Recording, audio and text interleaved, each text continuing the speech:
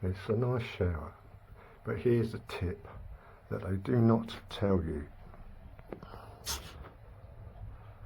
This piece, self-explanatory, arrow goes up, but this top bolt here, if there's a gap in there, put some long nose pliers or something into the hole and screw it back into this pipe before you attach it.